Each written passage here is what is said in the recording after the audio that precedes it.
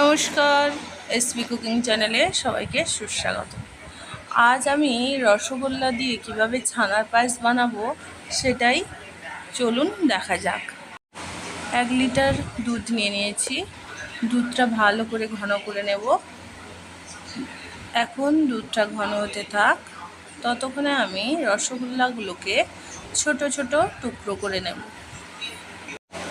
দুধের পরিমাণটা বেশি কম করে নিতেই পারেন, তবে দুধ যতটা বেশি দেবেন খেতে কিন্তু ততটাই ভালো হবে।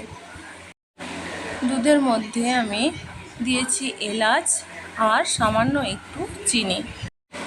গুঁড়ো দুধ অথবা কনডেন্স মিল্ক দিতে পারেন। এখন আমি হাফ কাপ মতো কনডেন্স মিল্ক দিয়ে ভালো করে মিশিয়ে নিয়ে রসগোল্লাগুলোকে দিয়ে দিলাম। 5 মিনিট মতো ফুটিয়ে নেব। কোনো ঝামেলা ছাড়া